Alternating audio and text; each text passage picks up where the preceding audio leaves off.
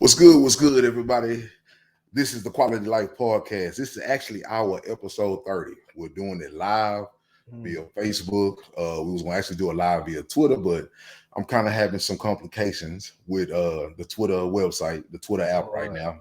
They don't really like the kid right now. So yeah, man, you must be speaking too much real over there, brother. man, I must be sharing a good word over there, man. Ain't trying to hear it.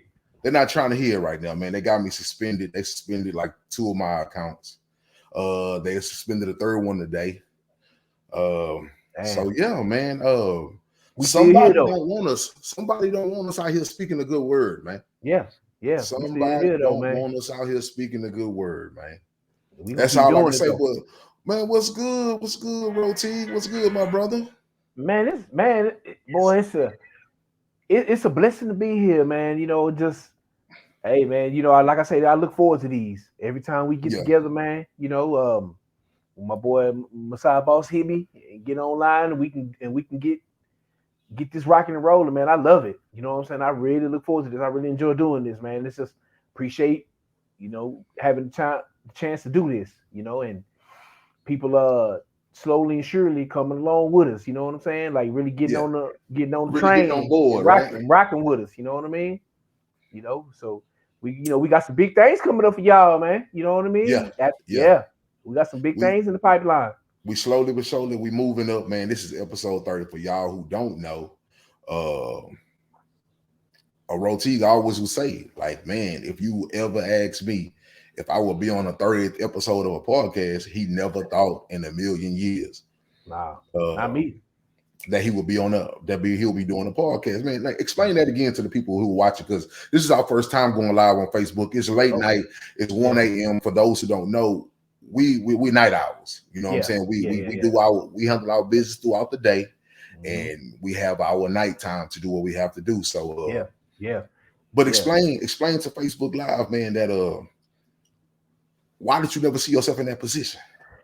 Man, me and you, boss, we go back, man, what, about 15 years? You know what I mean? Yeah. When we back in the days we was out there gathering in the night spots, you know what I'm saying? Right. In clubs and all that. So, I've always been a background type dude. I've never been the center of attention, the loudest one. I always just chill and just lay back, Right. So we got a partner that we used to roll with and still roll with him. I ain't seen him in a while, but High Class. Shout out to that boy Class, exactly. By the way, man. So whenever I linked up with you and y'all, if you would have said, yeah, boss, if it would have been you on the pod, I would be like, yeah, I can see that, and I can see you doing it with Class, because y'all always been the outspoken, the center of attention. You know what I'm saying? But things happen, and here we are. You know what I'm saying? So like, if somebody would tell me 15 years ago you would have been with Boss doing this, I'm like, nah, you tripping, not me, not Ryan T. You know what I'm saying? I would have been behind the camera or something, not in front of it. But here we are. You know what I'm saying? And, right, you in front of the camera, right?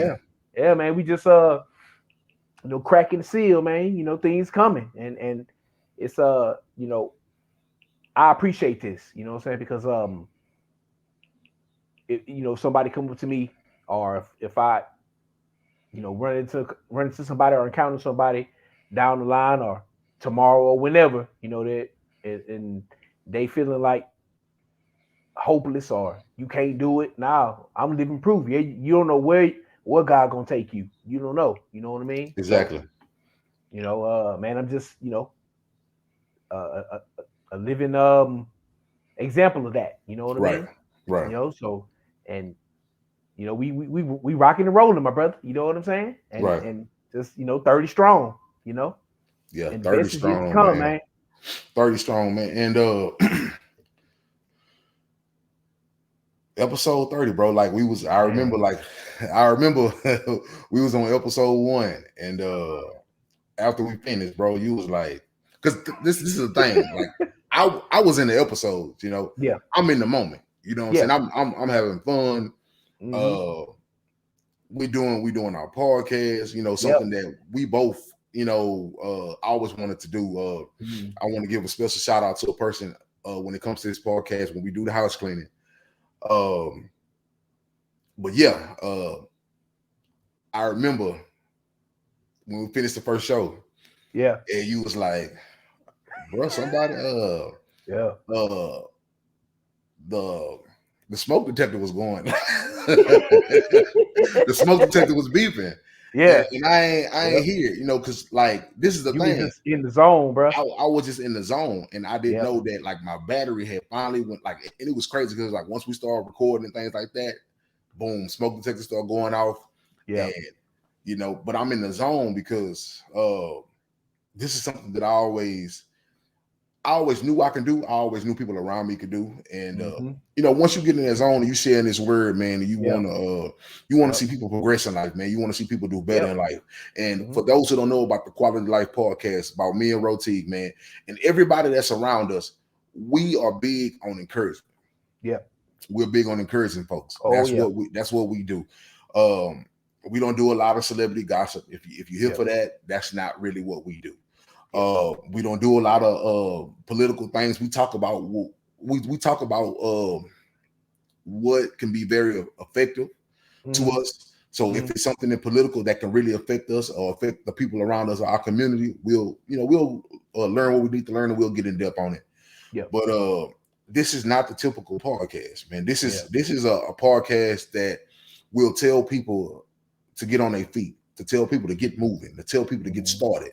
Yep. To tell people don't sleep on yourself no longer. You've been sleeping on yourself too long. Wake up. Yep. You done spent so many years. You spent so many years playing in the background, playing in the shadows, sleeping on yourself, not thinking that you're worth anything. But today is a new day. And guess what? We may not be the people that you ever thought that will be telling you that, but guess what? You got to be happy that we telling you that. You know what I'm saying? We may not be walking around in suits and jets and big offices overlooking the city, but guess what? We the people who telling you that, and you gotta like it. So we want everybody to get moving. We want, whether you're young, whether you're old, we want you to get started. We want you to tap back into that imagination, and we want you to get out here and start living your wildest dreams within regulations of your life. Yeah. I don't want everybody to just come out here and just throw everything to the wind and be nomadic and just leave all your responsibilities and think you're gonna take over the world. Now, I'm not telling you to do that. Yeah. Within regulations of your life, it's time to get on the move, man. I mean, it was once said that entertainment was a young man's and a young woman's business. But that's not true. You see so many people who have a little season to themselves. They live in the dream. They live in their life. They're out here, making the best of their second half of their life. Like I always say, 50 is only halftime. Yeah. 50, the age of 50 is only halftime. And you see a lot of people, the age of 50 and beyond, it's like they're on their new start of life. They're tapped in, they're focused, and they getting everything that they didn't get when they were younger. Yeah. So I tell everybody right now, everybody's not blessed to be one of those people who get the whole world when they're in their 20s, when they're in their 30s. Everybody's not blessed to do that. Yeah. But I'm going to tell you one thing, just because you're 50, just because you're 60, just because you're 70, just because you're 45, 38, 39, hey, your life is not over. Yep. Your life is not over. Got to do a little planning, got to become a little more structured. But your life is not over. And you can get everything that I don't want to say you lost. You can get everything that you bypassed. For so many years. Yeah, you can claim that. True, very true. Very true. So it all. You got to come to a starting point. And for me personally, what I'm saying, it was meeting certain people that unlocked that in me. You know what I'm saying? And then just because it was a stretch. When me and Boss didn't really talk. Because like I said, we was gallivanting out there, and my boy settled down, got married. Did the family thing. Big ups and salute for that. You know what I'm saying? Yes, sir. We need to the nuclear family intact. You know what I'm saying? But when he did that, we kind of did not really lost touch, but it changed. You know what I mean? How much we talked and ran into other people and all that, and unlocked certain parts and just learned and and sat back and watched and now you got to take that step. Like I said, like you said, the first one, smoke detector was going off, but the first one for me, I was doing it from my tablet. I didn't even have a computer yet, so I had to hold it. And we man, we what at least an hour what we do. You know what I'm saying? Yeah. At least an hour and a half easily. Man, other than that, but boy, I was shaking. I'm gonna keep telling you, boy, like a hook in church, nervous. You know what I'm saying? But now it's just, it's like second nature. You know what I'm saying? We just, the sky's the limit, man. Don't ever let nobody tell you that you can't do it. You know what I mean? That you won't do it. Right. Don't let that affect you. You can do it. You know what I mean? So just step out there. Yeah. So with that being said, man, we about almost close to the 15-minute mark in the show. Let's get into these house cleaning, man. Let's get into the house cleaning, bro. House cleaning, man. Like you said, we definitely live on Facebook for the first time. For the people that don't know, this is a segment where we shout out people that's been rocking with us and inspirational to us and helping, that's rocking with us, right. and holding us down and showing love. So, for me personally, man, I got shout out to my people out there, Troy Denise and my boy the Don Dada, man. He was definitely one of the biggest influences on your boy. You know what I'm saying? In that stretch where me and you wasn't really talking because to kind of digress, me and you been doing podcasts. We when we would talk, we was always knocking out an hour about whatever was going on. You know what I'm saying? We just wasn't on camera.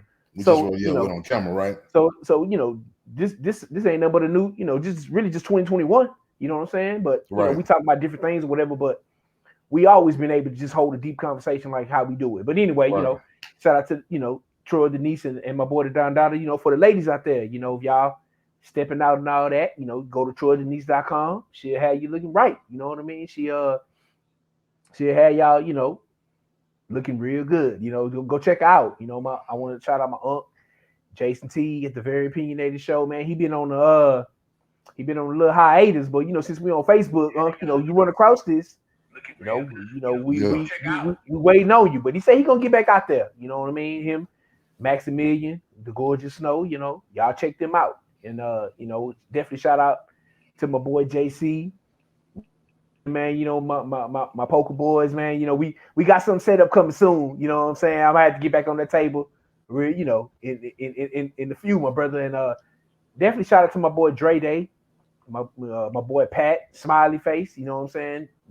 They're my people, man. And shout out to I want to spit a special shout out to JC Neighbor. They know who they are, man. We got some big things coming. You know what I'm saying? And I don't know if that person want me to put them out there like that. So I'm gonna get that clear, but shout out to that person. You know what I mean?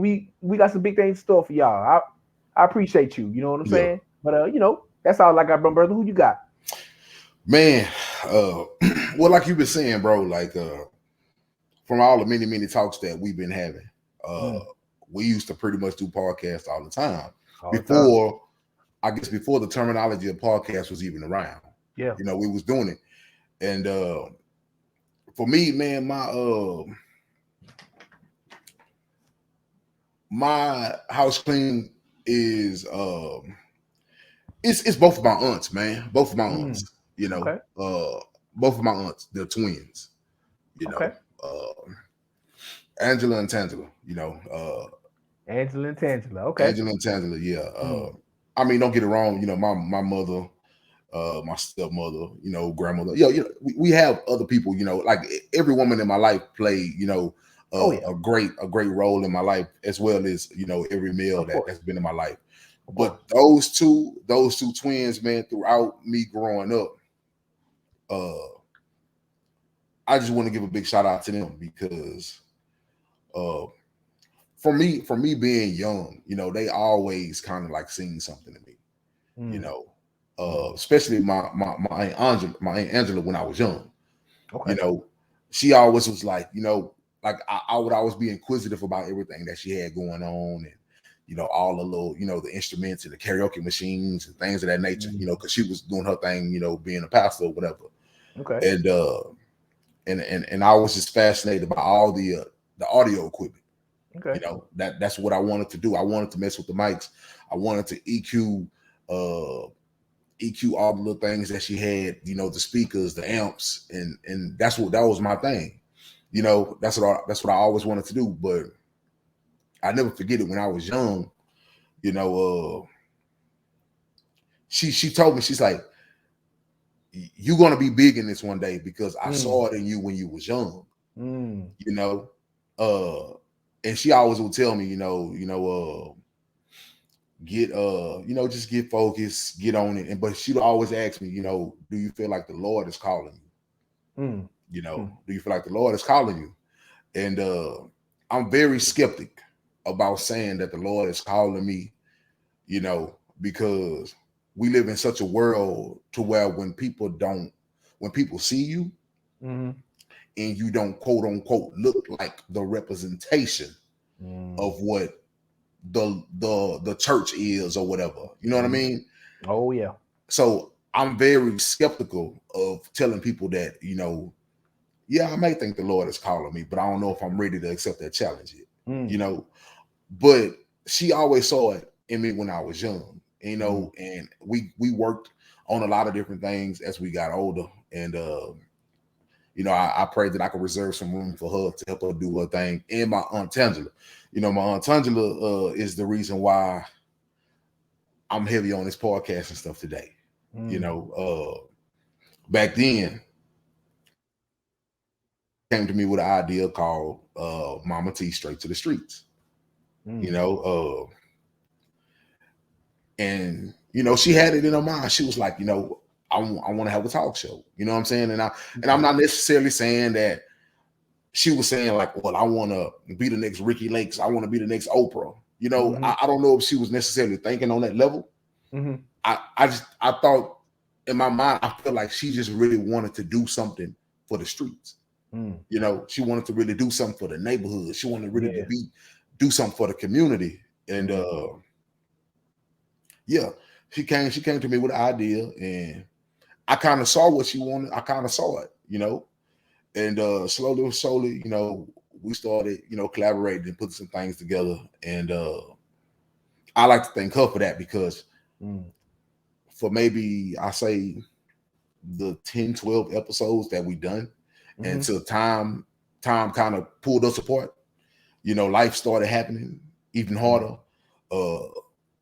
Those was some real good times. Those were some amazing times that I had. We would always come to her home, and we would sit down, and she would always have the place decked out real nice, lights low. She'll have wine on the table, cheese, fruit, like she had it set up as if she had a real live backstage green room, so real, in her mind, studio. So in her mind, I don't know how big she saw her vision. Only she can know. How big the vision was to her. But what I want to say that by allowing me to do Straight to the Streets with her, it woke something up in me.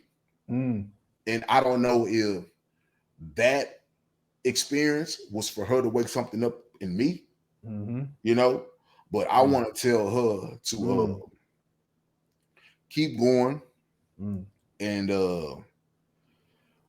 if there's anything that I can do within time permitted, that I can do to help,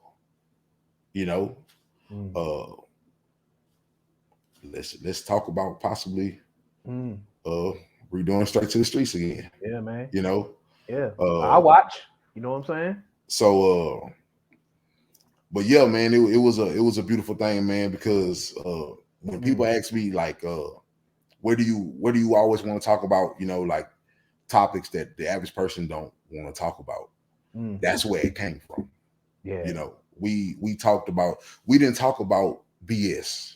We talked about, structures of a family. We talked about prison reform. We talked about, things of that nature that the average person wasn't talking about at that time. Okay.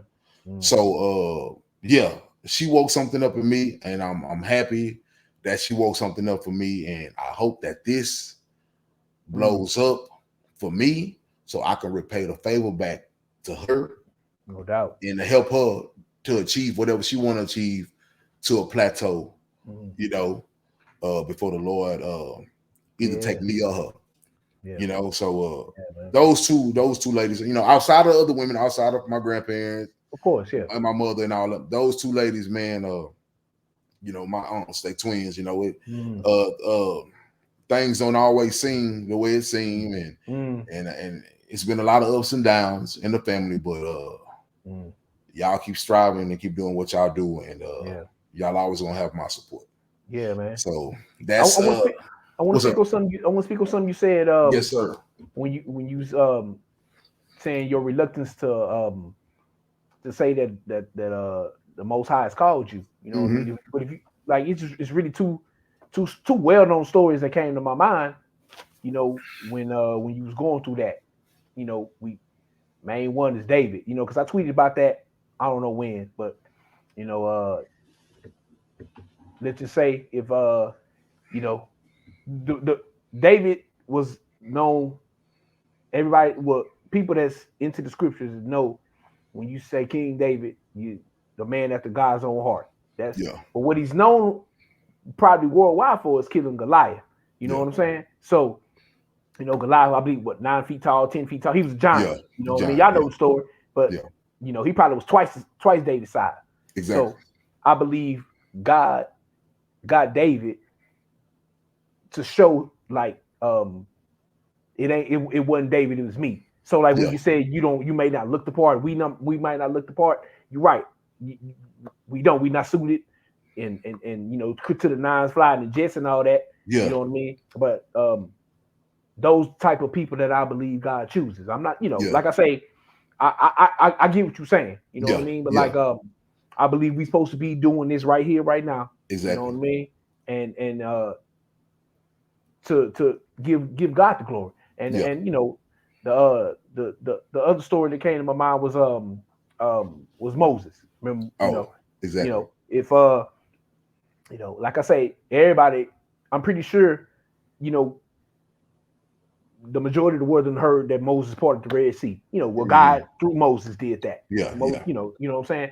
But Moses had a speech impediment. You know what I'm saying? He had a stutter. Very stutter. You know what I mean? So once again, it's not Moses that did it.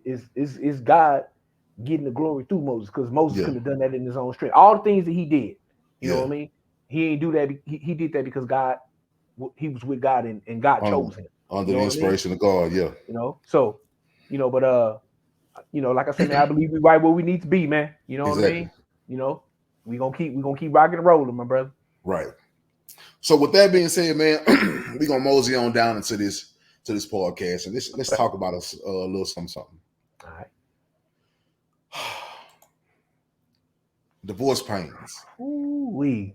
Now, ouch. What brings us to divorce pains tonight is we're pretty much on the heels of seeing Jeff Bezos go through his divorce. That was a couple of $1 billion divorce. I think it was like a $6-7 billion divorce. Yes. No, it was actually more than that. I think it was like a $20-something billion, something like the divorce. So big numbers. Big numbers. We obviously seen what happened to Tiger back in the day. And we see so many men, and people only talk about men of prominence financially because that's where the money is being spoken about. They don't talk about the divorces that go on between the average man and woman every day, because there's no financial prowess, there's no financial lure that makes you. It's just another couple going through divorce. They don't love each other. They fall out of love. Boom, boom, boom, boom. They do their thing. But when it's money involved, when it's great means involved, as we see a few days ago, Dr. Dre.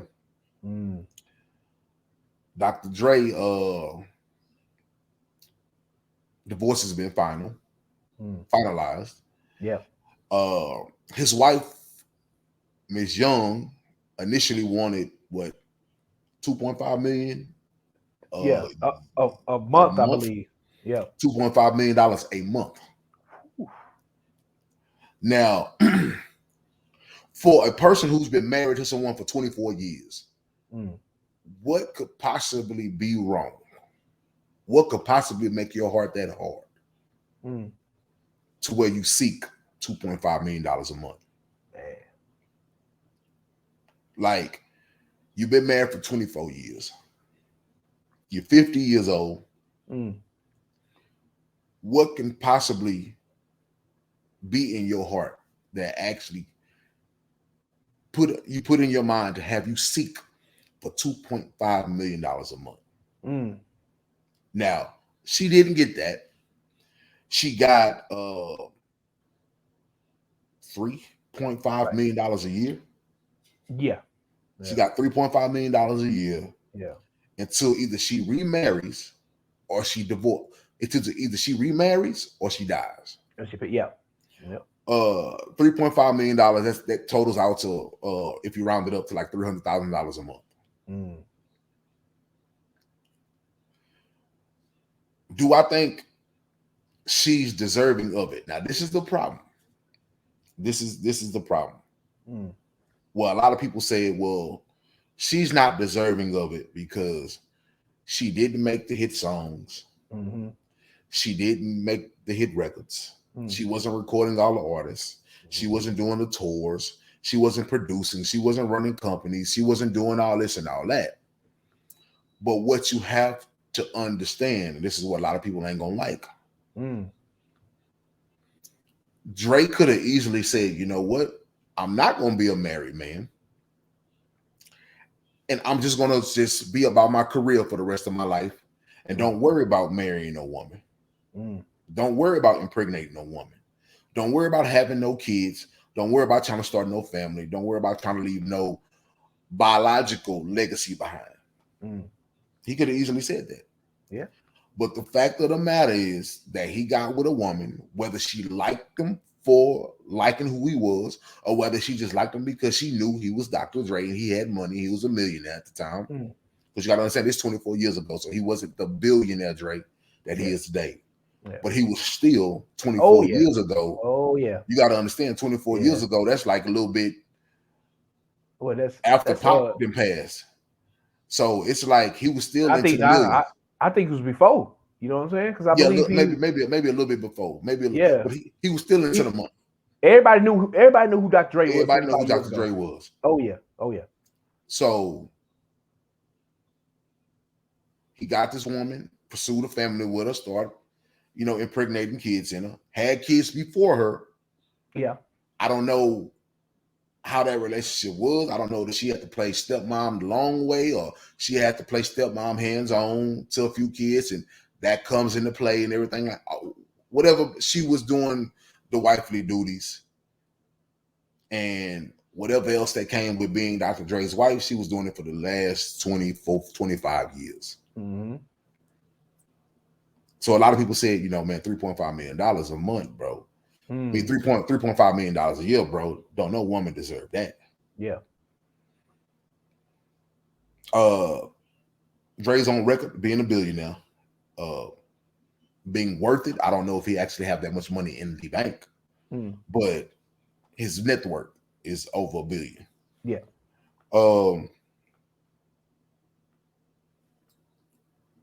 What's your take on something like this? When you see things fall apart, and do you think when you look at divorces that happen and these astronomical numbers, do you think when you're a high earner like that, when you're a man who has all that type of financial means, do you think that average, what do you think should apply to those people? Because when you think about it, she's 50 years old. Yeah. You're not going to find too many men in America nor around the world who's more financially well off than Dr. Dre. Yeah. At 50 years old, trying to marry you at 50 plus, not being able to impregnate you with kids. You're not young. You don't have that, you know what I'm saying? You're not young. You ain't that young girl. You know what I'm saying? So it's like you're on a tail end.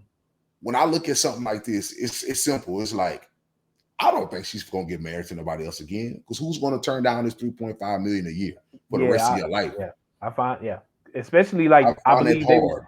I think they was fighting for a while too. I think they was in court. I don't quote me on how long, but I think damn near a year that they've been fighting over over the what's to happen.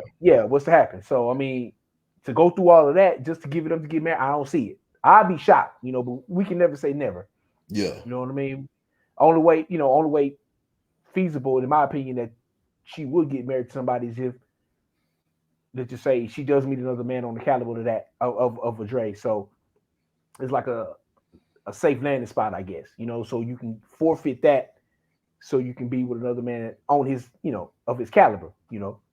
That's the only way I could see her doing it. You know what I mean? But like let's just say she theoretically got with somebody that was, let's just say not a 1% man. Would she give up, like you say, would she give up $3.5 million a year? I don't know, brother. I don't know.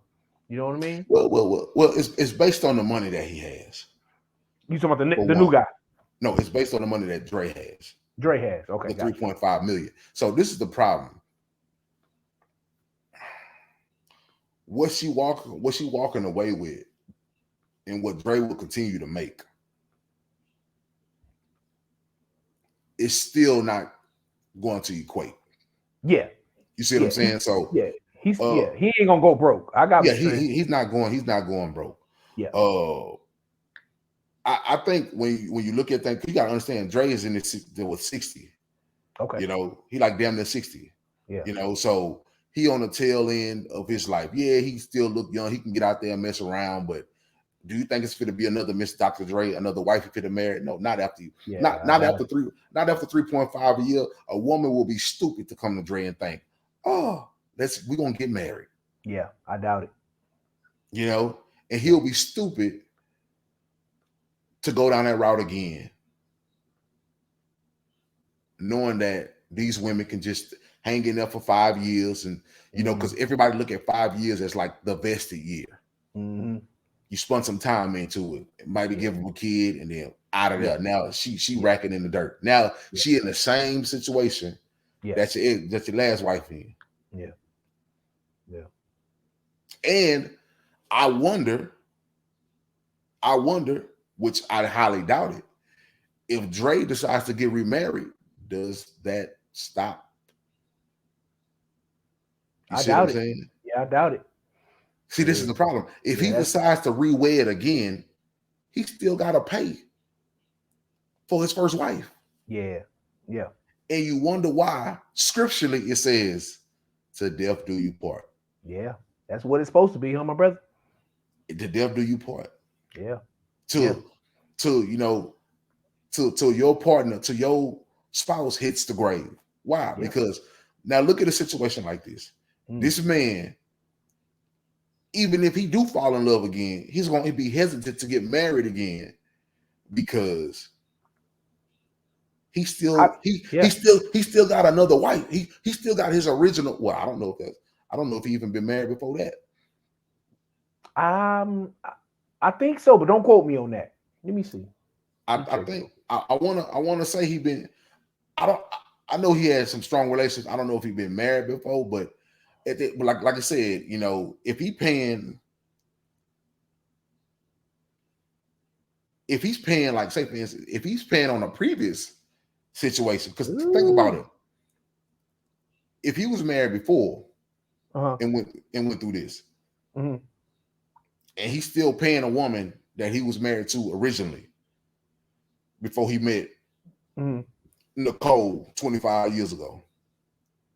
Now imagine he's paying for 2 women that was his wives for the rest of their life. Man.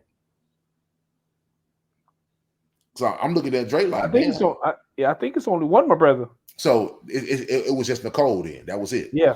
Yep. So now, with it just being Nicole, and he's paying her $3.5 million a year, man, till she dies or till she gets remarried, which 9 times out of 10, I don't see her get remarried to lose that. That's a guaranteed 3.5. Yeah, I don't think no wedding bells is going to supersede that. Nah, yeah. I don't see Now, that. With that being said,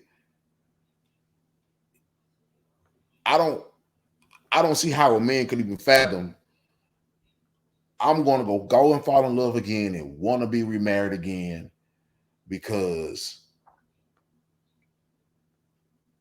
I think this lady going to ride with me for the rest of my life, for the rest of my days, and burn out on me like my first wife did. That's a hard sell, brother. Because you got to understand.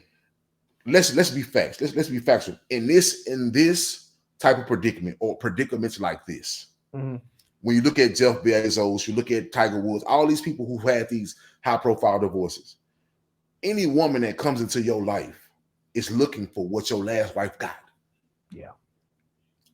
There's no way. I'm gonna be honest with you, and I feel, which this is where I'm going into now. I feel why a lot of young men don't want to get married. Why? Because we seen many cases that a prenup doesn't 100% solve anything. Yeah. Even with the prenuptial agreement, these dudes are still paying out money that they thought, bro, I thought I got this paper signed and we ain't supposed to be paying for it. I thought she was supposed to just walk away with what she got or what I give her. No, but the courts are telling me I got to divvy up so many percentages. Then what the hell is this prenup for? Yeah. Some toilet paper, I guess, brother. I thought I was, I thought I was in my fortress with this. Yeah. To me, the prenup is just a piece of paperwork because it's not solid. It's not solid and holding up to a lot. So, man, yeah, you're right. Now, what you was about to say? And, just kind of going back to the question you had asked. And you segue into the youngsters. I'm a young man. I'm 40. Yeah. You know what I mean? But I've never been married. So, and seeing this is like, damn. You know what I mean? Like, and we like it's not even really about the money because, like you said, Drake he making money hand over fist. So it's not like that's gonna set him back financially. It's really on me. It's really the principle, my brother. You know what I mean? Like, like you just said, marriage is supposed to be to death do us part. You know what I mean? And nowadays, man, I believe it's what 6 out of 10, 7 out of 10 marriages in the divorce. You know what I mean? Or it's like 6 or 7 out of 10. Yeah, it's over 50. So it's like. It ain't ending quick like within the first 5 years. Yeah, you got to understand. Back in those days, people would allow a little bit more to stick it out.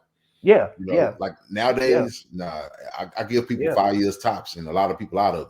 A lot of them out of that. You know what I mean? So a lot of the power or sanctity, I guess, has been taken out of marriages over the years. It's kind of eroded. So it's like, damn, that's a tough sell. You know what I mean? And like just going to the principle of let's just say, since we talking about Dr. Dre, we talking about that. I personally don't believe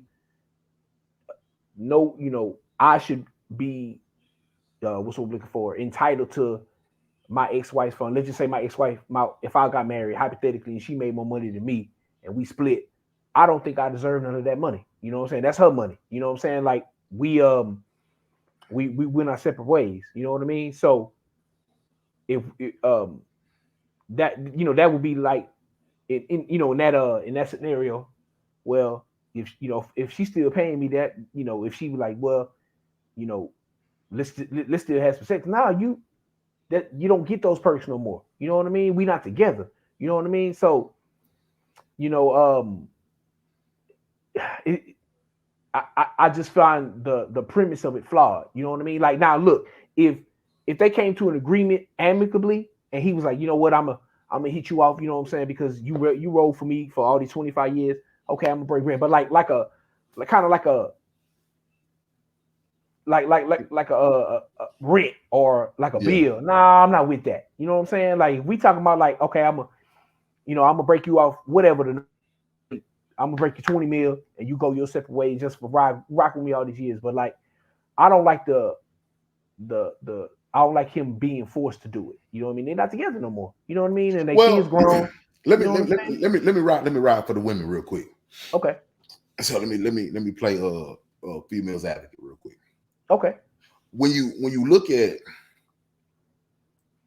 meeting someone, right? Okay.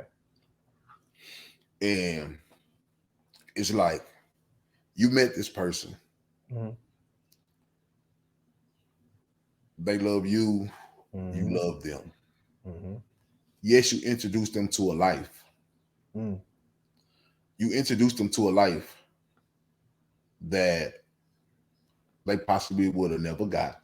Mm-hmm. Or she was good enough and she looked good enough to get you. She possibly could have been good enough to get somebody equivalent to you. Mm-hmm. That would have possibly, if he treated her however bad or whatever happened, would have treated her better than you did in your 25-year tenure. Mm-hmm. Which came with kids that she probably necessarily didn't want, because you know how a lot of young fine women are. They don't want to lose that body. Mm. But he wanted kids. Mm. She gave them to him. Mm-hmm. She thought she was going to be poolside, jet setting around the world, being a good looking on the arm girlfriend, but now she at home dealing with family, dealing with mother-in-law, dealing with father-in-law, dealing with because a lot of women who meet these men who have all this money, they always have something in common. I feel like I wasn't his wife. I felt like I was his personal assistant, because I was always handling family business. I was taking, because you got to think about it, especially in our community. In our community, we come financially from nothing. Yeah. And we come from a lot of financial illiteracy in our families. So when you have someone who peeks through the cloud and become a financially abundant, well, this is the problem. Just because they come financially abundant or the man becomes financially abundant, don't mean his family becomes financially abundant or financially literate as he does. That's true. So when you marry a woman, who becomes the intercessor between that man and the fortune and the family? The woman. Okay. She handles all the businesses. She always dealing with the phone calls. She always taking mother-in-law here, taking father-in-law here, dealing with this family, dealing with these issues. Everybody call her because they don't have the straight direct connect to the man with the money. They got to go through her. She got to get all the headaches. And then 9 times out of 10, most of these dudes don't go back direct to their family and shut it down. They send messages back through her, which makes it doubly stressed on her. Yeah. Now, I get it. A lot of people gonna be like, but you live in a life, you live in this and that, whatever. Yeah. But like these women said, I got with this man thinking that I was gonna be this beautiful wife and I was gonna be able to love on my husband and have this and that. But I didn't get with him thinking that I was gonna be taking people shopping and taking people to doctor's appointments and waking up in the middle of the night to go deal with calls over here while you on the road and like whatever. So she really was like a personal assistant more than a wife. Okay. That, like I said, and it comes with kids. It comes with kids that somebody wanted. Maybe she didn't speak up and say, "Hey, I don't want kids right now," because he probably could have been like, I want some kids. You don't want no kids, then we need to go and cut this right now. So she probably could have gave, like a lot of women, give their husband kids. A lot of these men who have money, what they do, a lot of them want to have a bunch of kids. Yeah. And guess what? Who has to keep pumping out these kids? Yeah. That woman got to pump out these kids. Yeah. A lot of these kids come back to back. So these women be staying pregnant sometimes 5, 6, 7, 8 years in a row, straight pregnant. been pregnant for the last decade. Yeah. Having babies. Yeah. So at the end of the day, I know the walkaway bag that these women get seems harsh to people who don't got it. But when people got it, I'm gonna be honest, man. I know me. And, and I'm not generous. I'm not generous to where it's to the point to where somebody think they can just gonna just come over and play me like a sucker and they just got me. No, it's not like that. But at the end of the day, I know I owe some women. You know, I owe some women because they have done a lot. You know, they have dealt with a lot. They have put up with a lot. You know what I'm saying? They go through a lot. Yeah. You know, with being a mother, with dealing with the kids, because at the end of the day, the moment that I impregnated those women, their life stopped. That's true. Yeah, don't get it wrong. They can go around and have a little, you know, a good time here, a good time there, but their life normally stop because they gotta take care of a kid. Yeah. You know? Yeah. You know, a kid that I wanted because I'm the one who impregnated her. Like what do I always say? It don't matter if them legs open, you ain't gotta go in there. That's true. That's true. I the one shot the baby in her. You know what I'm saying? The legs can open all day. I ain't gotta get her pregnant. Yeah. So it's so much that goes into these marriages, and when they go into divorce, which I'm not a big person on divorce. I don't like divorce. You know what I'm saying? I want people to make it last forever, stick around forever, but I get it. Yeah. Certain people gonna go their own ways. Some people ain't gonna be so hard-hearted to their situation, they gonna leave. I get it. That ain't got nothing. I can't say nothing about that. Yeah. Now let me ask you this, you know, because you know, you said you know, you gave a you know, kind of a personal account, you know, a little bit. So like you know, because you say you feel like you know, the women, you know, you said the word you know, so that means that you know, you would do what you had to do. That's what I'm saying. I owe you know women. what I mean? I owe people. You owe them. You know what I mean? So like, let's just say for instance, my kids' mothers, right? I ain't gotta give y'all a number, but all my kids' mothers, the good Lord above or the world, however it comes to me, you know, but I hope it comes from the Lord, could grant me, bless me, show me favor, and I walk outside tomorrow and I just found out that I'm attached to $300 million. I'm not saying that my kids' mothers would never have to go a day in their life and never work. I'm not saying that, you know, because I'm not going to provide for your lifestyle for the rest of your life. But will I buy each of them a house and buy it and it's theirs? Yes. Will I give each of them a ride? Yes. Will I go put a couple of $100,000 in the bank account for them to take care of my kids and take care of themselves? Yes. You know, I would do that. Because that's just me. Because like you gotta understand, money don't move me like that. Yeah, I agree. You know, I agree. Money don't move that. I feel like when you make it, and if I was blessed to make that type of money, I'm going to dish it off in a way that I'm like, it's a helpful way. Now, I'm not saying that once it gets to these people's hands, it's not going to mess with their ideology and they might not do something different that I don't like. Yeah, I have to deal with that bridge when I cross it, you know, or when it's time to cross that bridge. Yeah. But just know everything will be legitimized, everything will be itemized, everything will be stamped, signed, and sealed, and it will be settlements done. That, hey, this your settlement package. That's it. Yeah. You mess that off, you on your own. Yeah. I do what I do with my kid with me. This your settlement package. That settlement package has for you to take care of my kid for the next X amount of years. Y'all in the house, y'all got rides, y'all got everything. You should be good. Still go to work. There's no reason why. Go make you some money. Yeah. Go make you some money while the kid at school. Yeah. Don't just sit at the house. Yeah. So still go do what you got to do to make your money come in. But now you got a cushion. Now you ain't got to worry about a roof over your head. All that's done. Yeah. That's something I would do.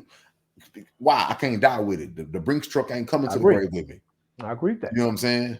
Yeah, So when I see a lot of these women walk away with these settlements, man, I don't really feel bad because it's like, yeah, I get it.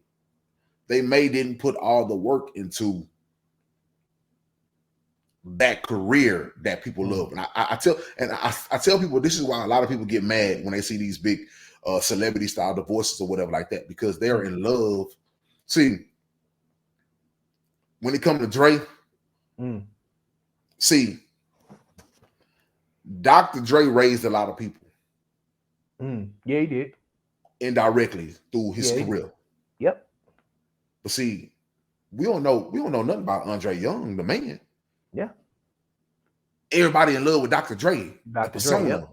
Dre, Dr. Dre, the gimmick. Dr. Dre, the character. So they hurt because the character of Dr. Dre going through what he got to go through. When that woman dealt with the man behind Dr. Dre, that woman dealt with the man that's not the CEO, founder of Amazon. She's dealing with the man. You see what I'm saying? Yeah. We just know the spokesperson. We just know the CEO and founder. We just know the title. Yeah. That woman know the man. Yeah. So when people be like, ain't no woman deserve that, man. That woman know the man. That woman dealt with the man. Yeah. We deal with the title. That's two different dealings with. Yeah. You get what I'm saying? Yeah. Yeah. When you look at Jordan, see, when Jordan went through what he went through. See, we know MJ. We know his highness. We know Air Jordan. We know the titles. Yeah. That woman was dealing with Michael Jeffrey Jordan. That's a different ball game, bro. Yeah, it is. It is. You see what I'm saying? It is. It is. So when those women get what they get, I just be like, I mean, because you definitely made a lot of interesting points, and I think you're gonna rock with me. I think we're really saying the same thing because because you said what will be on your heart to do, and I believe it. Actually, I agree with you. You know what I mean? Like I said, if I was with somebody and it didn't work out, you know what I mean, and let's just say I had money, I would show love. You know what I mean? Yeah. But like it's always different, right? Stories and reasons, and everybody different. But you said you would the women that that you made mothers and they got your kids, you would say, let's go get this stamp itemized, and we gonna abide by this contract. Going in the Dr. Dre and the prenup. She signed the prenup saying, okay, look, if we don't work out, I'm gonna just go leave what whatever was agreed in the prenup. She thought he tore it up or whatever, but it was still there. So I mean, if she signed the prenup and then now it's time for you to abide by the contract. Now I don't want to abide by that. I want to I want what let's just say hypothetically speaking, like the prenup was $100,000 a month. Let's just say that, and now I don't want that. I want $300,000 a month. You know what I mean? Like, and now you want to go against that? Nah. That's really where I go by what you signed. Yeah, I get it. Yeah, you got to go by what you signed because like you said, legally binding. You know what I mean? But you know what? Signature. But you know what? This is the thing. This is the thing, and I'm gonna show you some game, right? All right. I know these two people, right? Okay. For years, I thought they were married. Okay. You said years. For years, because they've been together. They've been together for a long time. Okay. For years, I thought they were married, but officially, they never was. Okay. And their relationship was pretty much a business partnership with love in it. Okay. They both had the same lawyer. All right. They both had the same lawyer. The man bought the lawyer in, and that became the wife lawyer too. Okay. So when the man got the paperwork done, he trusted the lawyer so much that he always thought, I'm the man who making the money. The lawyer gonna always be on my side. But in the midst of the paperwork, the lawyer decided to put a little something in little small ink. That fine print. That fine print that you never go pay for because you thought you had it on lock. And thought, man, you know what? What happened if I really become cool with the wife and I don't become cool with him no more? What happens if he want to do with me? He want to do away with me. He don't want me to be a lawyer no more. He want to get me out of the business. I'm on the missus side. I'm on both. I'm for the win either way. So at the end of the day, it's like, I get it. She may have signed a prenup, but at the end of the day, your lawyer is like, look, I gotta win. Knowing damn well what we don't do, we don't read the entirety of nothing. Yeah, very true. We don't read, and I guarantee you, in the midst of that, there was some small clause that gave that woman a window to get what she got. And guess what? Out of all these years, Drake thought he had it on wraps, signed up, had copies just in case, put it in your face. You want to act up? I got that. I got it. But he probably didn't know that there was just a little small print in there that gave her a window to get what she got. You understand what I'm saying? Yeah. Plus, you got laws that override all this stuff anyway. Exactly. So because it's depending on what you do. Because this is the thing about prenups. A lot of dudes thinking they can get a prenup and think like, okay, I got her to sign this paperwork. I ain't got to give her nothing. That means now I can wall out throughout my marriage because she got to leave with nothing. You just don't understand. You're walling out. That overrides certain things. Yeah. You know what I'm saying? Yeah. Oh, you walling out here? All right. That makes certain things here null and void. Yeah. You know what I mean? Yeah. So just because you sign it don't mean you in the clear. You still gotta abide by some rules. You still exactly. You still gotta abide by some commandments of the contract. You're right.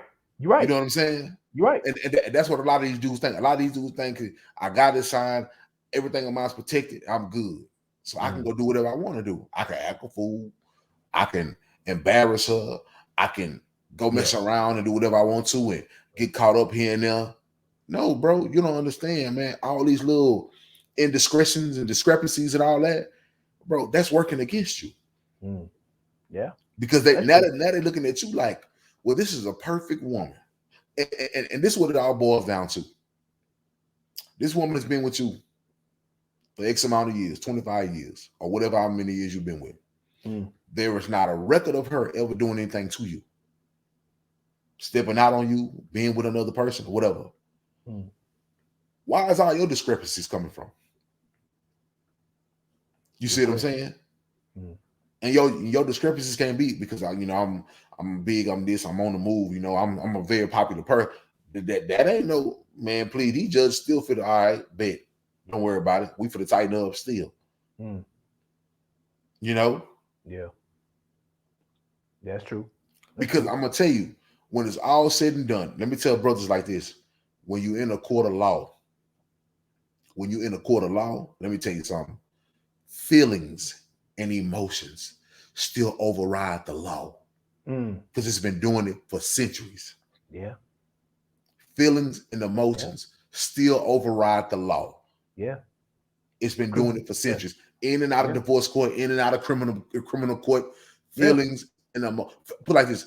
Feelings and emotions is why a judge give a person with a petty drug offense an extra 20, 30 years on the sentence. Exactly. Behind feelings and emotions. Yep. Not behind law. Because like you said, that judge behind feelings and emotions. That judge is human. You know what I mean? So like we not a robot. So and robot, we all gonna have feelings and emotions. You know what I mean? You might catch that judge on a bad day, or he or she didn't like what you said. Let me throw the book at you. You know what I mean? You're right. Look how many cops I know that say I hate drug dealers. With a passion, I say why? because I feel if I gotta pay, if I gotta pay taxes, they should have to pay taxes. I feel if I gotta go to work honest, they get to go to work honest. I feel if I gotta go punch in the time clock, they should. I feel. Yeah. Yep. I feel. So feelings is why you slam this man on his head. You know what I mean? Like, so all this stuff is still governed by feelings and emotions. It's true. So you can get all the stuff you want writing, all you want to, but feelings and emotions will always supersede all that stuff. That's true. So I tell you young boys like this. Paperwork don't protect you. Yeah. It don't get me wrong. It may help you a little bit, but if you're looking for 100% protection out of paperwork, don't look for it all the time. It's not gonna. What's gonna protect you is your actions. Yeah. I mean, and on sometimes you can be doing the right thing too. That woman just want to leave. That woman just want to leave. It's nothing you can do about it. Yeah. You know what I'm saying? And like we in a time where people just looking at the significant other and say, if you breathe wrong, I'm out of here. You out of there? Yep. I'm out of here. You know what I'm saying? So it's yeah. Everything you do in life comes with a risk. Every choice you make with a risk. I mean? Ain't nothing gonna be 100%. No risk. You bet. So the way I look at it, man, like that just further tells me, man, if I was ever to, make them, get in the marriage contract, this woman would have to be thoroughly vetted, my brother. You know what I mean? Yeah. Like I can't just jump into that, and like you said, it's a risk. You know what I mean? Like I agree with you. A lot of people getting stuck on the money, and for me personally, it's not the money. You know what I mean? It's really the principle. It's principle. It's principle. It's really like I said. You know why? You know why it's the principle? Why is that? You know why it's the principle? Money don't have emotions. Principles hit you on your emotions. That's true. Principles hit you on your feeling because you're looking at a person like, damn, you ain't have to do that. Yeah. Because it hits your emotions. Yeah. The money is nothing. Money. I agree. I seen the brother, man. We finna get out of divorce pains. I seen the brother, man, that lost $100,000, and he was hot. Lost $100,000. He was mad. His wife told him, "Come on in here. I got something for you." I don't know whatever she did. Yeah, but that boy came out an hour later. He wasn't hot no more, bro. Bro, we can go to the club, bro. Let's get out. You know what I'm saying? Like I was like, what? She made that boy forget about that 100 racks. Yeah. If money ain't really feelings, money, we'll talk about that another day, bro. We'll get to that. That's a whole nother topic, bro. That's another lie. Yeah, man. Let's move along. Well, hey, let's get into some information real quick. Now, the information didn't change. Okay. I guess I'm no longer Messiah X5 on Twitter.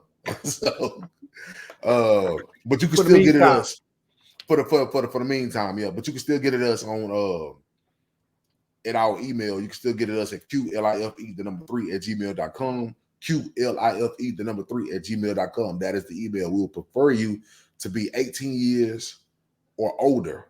The youngins, 17 years and down, y'all got a channel for that. Y'all got a way for that. Y'all got some peers and mentorship for that. Yeah. We deal with 18 and up. So if y'all want to hit the email, QuaLIFE3@gmail.com, you can hit us up at that. You can still hit Rotig up on Twitter. Yeah. At our place to be. You can hit Rotig up at our place to be on Twitter. Hopefully I'll get my Twitter page back. Yeah. Within a few days. If not, I gotta work my way around it to see what else I can do. Yeah. You can still catch me on Instagram at The Messiah Boss. The Messiah Boss. Get me up on Instagram. Hit my DMs up, and you can catch me up on Facebook right now. My name is Don Boss on Facebook. Message me.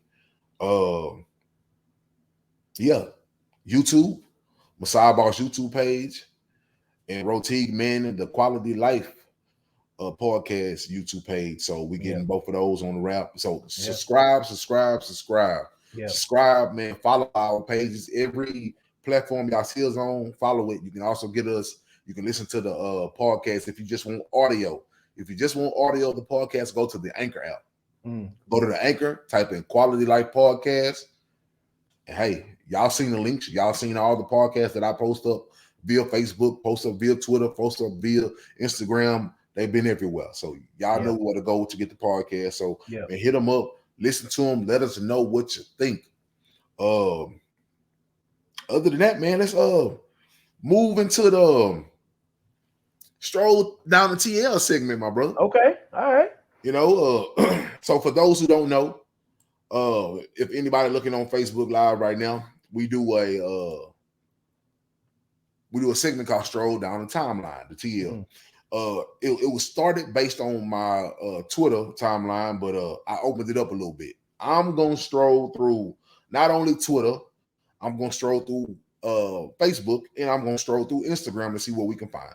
Yeah, I know we're gonna find something, brother. You know, so there's always somebody talking about something out there on them social media platforms. I'm gonna give each platform a little time. So yeah, and we're gonna see what we gonna stroll through and see what we gonna find. So I'm gonna share my screen. Share screens. Don't show tips again.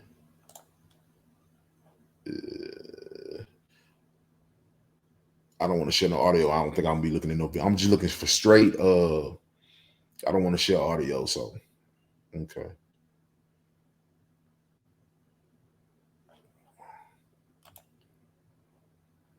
Tabs. I'm gonna share Facebook. Oh, I'm gonna share one at a time, huh? Okay. So let me start with Twitter first. Okay. I think that's where I'm gonna get the best luck at. Let me start with Twitter first. Let me share that first. You can see me rotate. Oh yeah. Oh yeah. You see the timeline? You see it pretty good? You can make it a little bigger. I think this is as big as I can make it on this end, brother. Okay. Yeah. I can see it well enough. You know what I'm saying? You can see it well enough. Can you actually read? You can actually read the tweet or no? Yeah, I can. Yeah, I can read it. You know what I'm saying? Okay. All right. Let me jump into this one. This is kind of crazy. All right, and this is from Factual Opinions of Dread. Okay. It says, if babies are considered innocent, when do people cease to be innocent?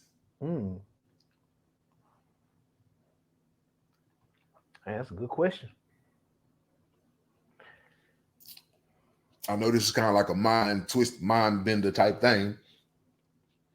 If babies are considered innocent, when do people cease to be innocent? So when do people stop being innocent?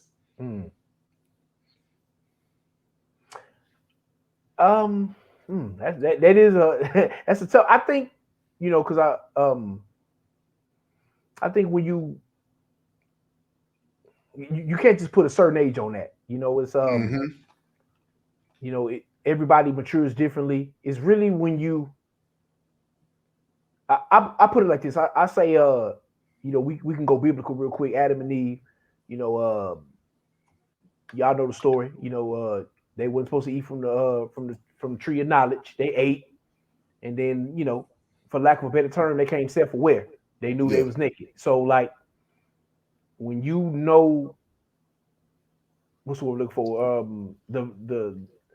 The weight that your choices hold. You know, let's just say you choose to do something bad or whatever, and you know, I'm not supposed to be doing this. And like, let's just say you commit a crime. You know what I mean? Whatever crime you want to. Okay, well, and you still do it, you're not innocent no more. You know what I mean? That's how I would look. So I can't personally put an age on that. You know, because some people mature faster than others. Some people develop slower than others. You know, so it's really case by case, person by person. You know, but you know, I would definitely say when you realize that choices have consequences, and then, you know, you go from there. You know, when you old enough to, let's just say, think for yourself. You know, after the formative years, I guess. You know, but what you think, my brother? I look at it and I think when you know the difference, between right and wrong, Mm-hmm. but you have to be able to not only know the difference between right and wrong, you have to be able to understand.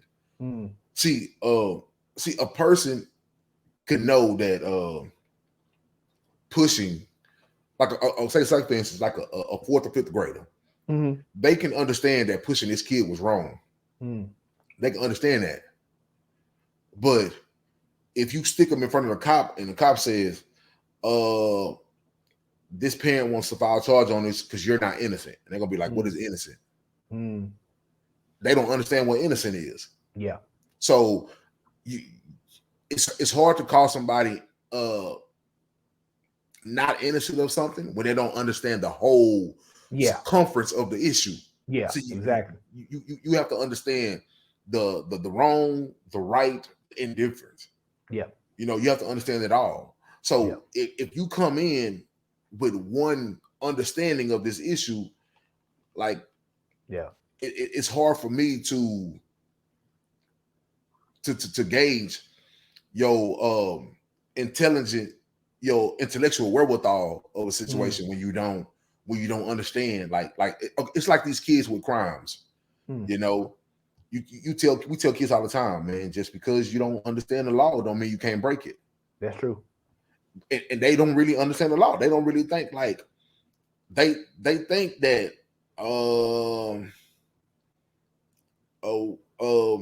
okay, say for instance, you could be riding in the car with someone and they have prescription drugs, but on the prescription drugs, the bottles got the information scratched off of them. Yeah. A lot of people don't know that that's a crime. Yeah. Yep. You know what I'm saying? So it's like that passenger was innocently riding, but he don't know he about to get charged because they can charge you like you distributing drugs too. Yeah. You see what I'm saying? That's true. So it's when people cease to become innocent, man, I feel like a person, when a person ceases to become innocent, they have to really understand, like I know this wrong, and I know the consequences of it.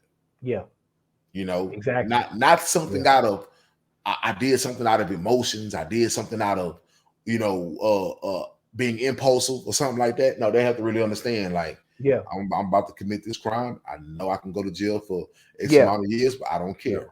So that means you're not innocent. You understood exactly what could happen, what can go wrong, and you know it. But the just the way the world works, though, is that you have so many lead up factors that they can charge you with. They can charge you in stages. You know, true. so that's true. It's like they have pretty much a little brick road up into the judgment of what they can charge you on. So they can instead of you thinking that you only get charged for one thing, no, you don't understand. They start to try to charge you for 16 things. You know, but you thinking in your mind like, bro, nah, we only did one thing. No, you don't understand. This one thing that y'all done had 16 other crimes involved into it. True. But you didn't understand it. So you was innocent and not understanding what you was about to do, but it don't mean you innocent of what you done. That's true. You know what I mean? So that situation definitely it definitely varies. You know, it definitely varies, you know. So that's one of those things that like it's not an age. It's not an age. I don't think you can put an age on it. Nothing concrete. Nah, it's nothing concrete. Yeah. Right, back to the TL. Let's see what else we got. It's my birthday. Well, happy birthday, Michelle. I mean, I know her. She a real cool lady. Okay. Happy birthday, man. Happy birthday, Michelle. You know what I'm saying? And I wish I could like it and I wish I could share it, but I can't. Oh man, boy. TL got my brother on lockdown over there, got me man. on lock, man. Let me see what she said. She said, "You can have some, whether it's food or pussy." Ben thinks some means annihilating it all, annihilating all of it. Oh man. Say, man think is whether it's food or something. I mean, they're gonna beat the brakes off the plate or beat the brake off the guts. Man, come on, man. Yeah, it's either all or nothing over here, man. Basically, Ain't no summer, bro. Come on, man. What they say? Go big or go home, huh? That's it. Go big, man. I wish I could put go man. big or go home in his. Boy, I know you would. Yeah, go Hey, big or go home. Man. It says, "Is it me, or all of a sudden a lot of public figures, singers and athletes, etc., suddenly are plagued with mental illness?" I'm not gonna lie, bro. If you look at what's going on around the Olympics, a lot of the I can't get too deep into this, but I was talking to my wife about this earlier, man. A lot of the people, the prime names and factors or whatever like that, they're all like they are dealing with something lately. Damn. Whether it's pressure, whether it's having little breakdowns here and there. Yeah. Way more than we was coming up. You know what I mean? Well, maybe they wouldn't having it way more, but I think it's more accepted now to tell the world about what you're going through. You know what I mean? Because when we was coming up, I was just shut up and play. You'll be all right, get over it. You know, mental health wasn't really a focus like it is now. You know what I mean? Like most people weren't trying to hear that back in the day, my brother. Yeah. Not if you were an Olympic athlete, you know what I mean? Nah, just a lot of people be like, go suck it up and go, go win that, go try to win that gold medal, you know? Yeah. Well, I think it's Yeah. No, but you think what? I think it's more accepted now to, have mental health and discuss it, and you won't get as much vitriol as you would have when we was coming up. You know what I mean? Times change. It's more accepted, and but you gotta understand, but the vitriol came from your family. That's true. You know, the vitriol really came from your family, came from people in close proximity of you. Yeah. The thing with a lot of these athletes and entertainers is that they fall into a place where they honestly think everyone in the world loves them. Yeah. Because they rarely come face to face with people who don't. Yeah, that's true. So now when you're on social media, and this is the bad side of social media,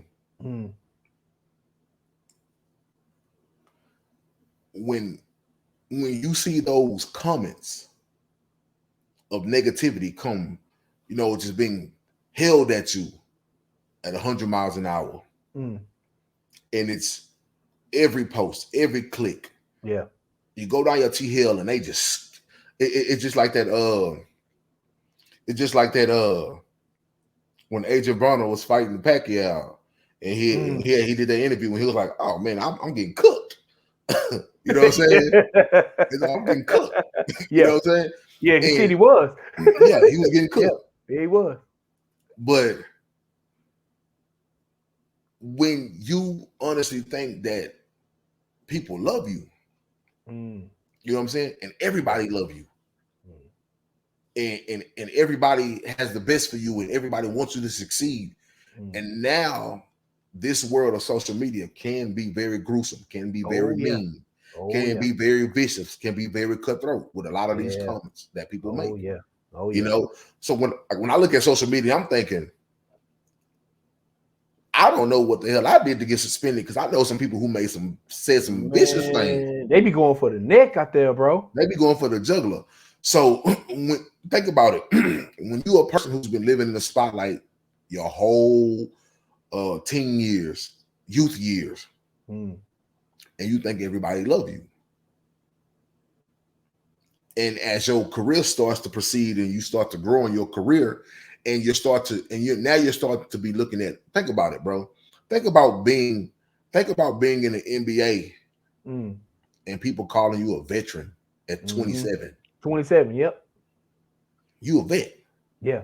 You at 27, you already over the hill in league years. Yeah, they calling you school. They calling you school already. Yep. You know, you in the NFL, they calling you school. They call you school at 25, 26. Yeah. Yep. You know, you in the Olympics, they calling you school 30, 31. Yeah. Yeah. Like you look at Simone, what's her name? Simone Biles. Yeah. Well, it's probably gonna be what her last Olympics, more than likely. She might have one more. She's schooled to them. Yeah, was she 24? Yeah, come on, bro. She only 24, but she's schooled. Yeah. She's schooled to these to these youngsters that's coming in now. Yeah. You know? Yeah. So and you gotta know the older you get, you will think the more polished you should be, but you gotta understand you gotta fight for their mother time. Yeah, that's true. You understand? That spring ain't as high. It ain't as explosive. Yep. That juke ain't that shifty. No. You know what I'm saying? That arm ain't that strong. Yeah. You know? So, and you wonder why it's so hard for a lot of people to understand that it's over. Your career is over, and you're only 35. Imagine you've been growing up in a society where they told you, man, you're supposed to retire at 62, 65. Yeah. But you're retiring at 29, 30. Yeah. It's over for you. It ain't no coming back. What else am I supposed to do? Yeah. All I've known is this. All I've known is this. And like I told you a few podcasts ago, the expectations of the money don't stop because you stop working. Family still want them 3 trips a year. That's true. Still want that new car. Still want that big Sweet 16. I done been out the spotlight 3 or 4 years. I can't spend that type of money like that. Yeah, that Sweet 16 money ain't coming no more. Family don't understand that. Nah, they ain't trying to hit. So, yeah, it's pressure, especially when you're an Olympic athlete. When you're looking at somebody like Simone Biles and stuff like that. I mean, yes, she's more famous than she's rich. Yeah, that's true. She ain't racked up 100 million. Yeah, it's true. You know what I'm saying? Yeah. She ain't racked up 200-300 million. Yeah. Off of just being a gymnast. Yeah. It don't work like that. Nah, she's more famous than she's rich. So now you're looking at it and you thinking like, dang, I shake a lot of hands, kiss a lot of babies, hug and cry, but none of this shit amounted to a lot of bags. Yeah, that's true. It didn't amount to a lot of bags. That's true. Very true. One of my kids waking up. So, but yeah, man, I've been seeing that. Come on, lay down right here. Lay down, girl. Nope. You gonna get on my head? Oh boy, there you go. Lay down, baby. It's okay.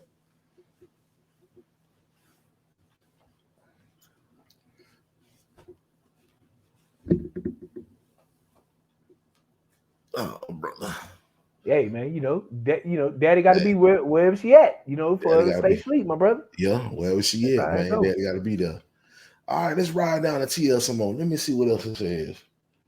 Who ever decided that we needed a photo dump of Clifford Harris and Tamika? Oh, no, concert days. I ain't worried about T.I. and his wife.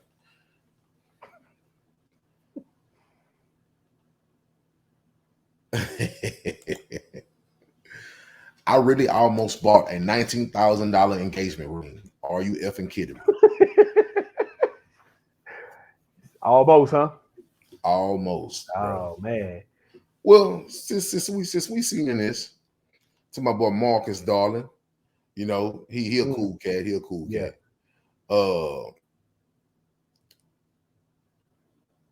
Almost buying a $19,000 engagement ring.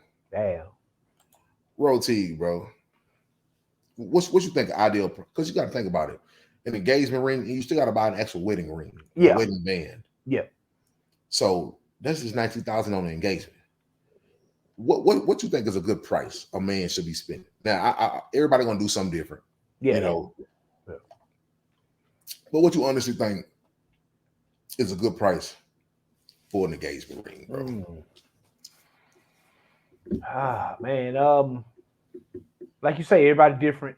I don't really got no number, but like, I mean, I don't really even know what's what I'm looking for, man. Like a price range of a, what's the cheapest? I mean, I'm pretty sure you can find like something real cheap, but like, man, just off the top, man, I probably say, man, you say engagement, I can see like a range of like 1 to 5 bands. You know what I mean? But yeah. 19,000 just for the engagement. I don't know, man. 19,000. Oh man, I mean, granted, this is 2021, inflation and all that, but I don't really know the price range like that. But I mean, I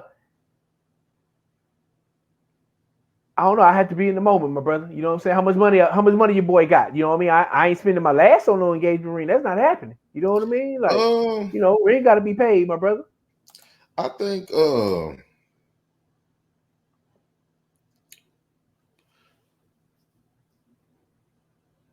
if I'm talking about honestly, man, an engagement, bro, I think engagement should be no more than $5,000, bro. Why? I'm gonna tell you why. Yeah. First of all, it should be something that should be easily for the woman to give back. Why? Because think about it. The more these women spend, don't get it wrong. There's some women out there who like racking up engagement rings, if they can. These are like multiple. Yeah, they like getting engaged, and then if they fall out, they like, I ain't giving the ring back. So they got 3 or 4 engagement rings. And then the dude might be like, well, I ain't spending them about $2,500 on it anyway. She can keep it. I ain't tripping. Yeah, that's true. But hey, she can put them engagement rings on a different finger and whatever. Yeah, that's true. But I feel like an engagement ring shouldn't be that much because it's only about the period of engagement. And this is the thing about the period of engagement. Yeah. The period of engagement means that it's just the period of me really seeing what you really about. Yeah. And guess what? The period of engagement means, look, I got from this day to this day to say if I want to do this or I want to end this. And if I want to end it, I need my ring back. Why? Because I need to be able to use that to the next person I get engaged with. No man shouldn't have to go keep buying different engagement rings, bro, because these broads don't want to give the engagement ring back. Yeah.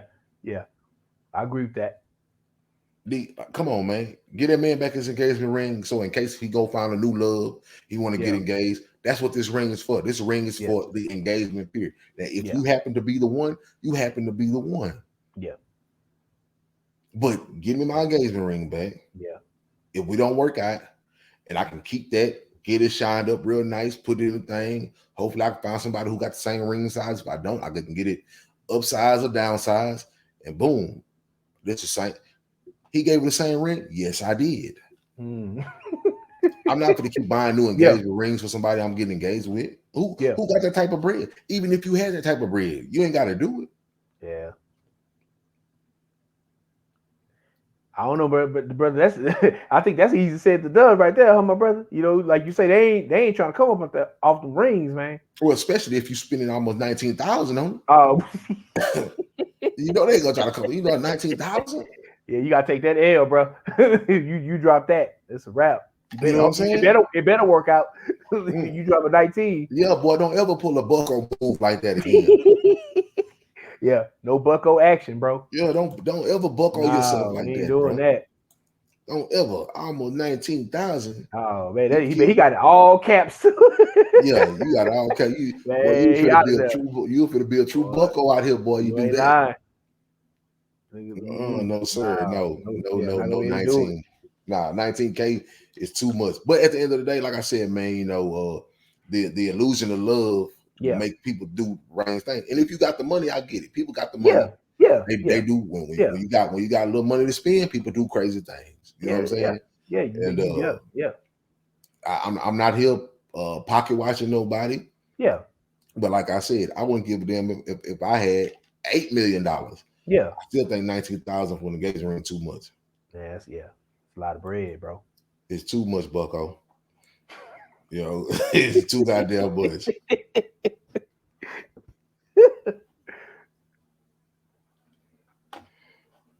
All right, let's see what Tantric talking about. We gotta get him on there one day, man. Yeah, I'm gonna try to. I'm gonna try to. I like your tweets, man. It's 142. Okay, he said, weak-minded women don't seem to fear strong-minded men, but switch the genders, and the fear is real. Weak-minded women don't seem to fear strong-minded men. Okay, so he's saying weak-minded men seem to fear strong-minded women. Exactly. Okay. Switch the gender and the fear is real. Why you think that, bro? I mean, weak-minded is so loaded. You know what I mean? But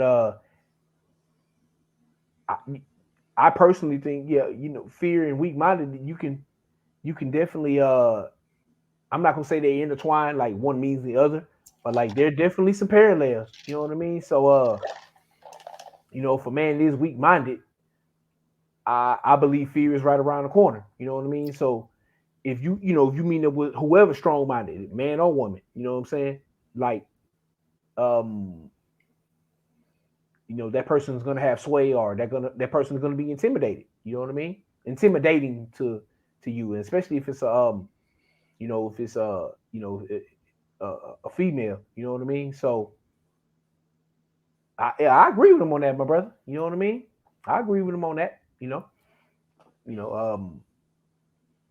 Definitely being weak-minded is not something that I strive to be, my brother. You know what I mean? Like, yeah. I'm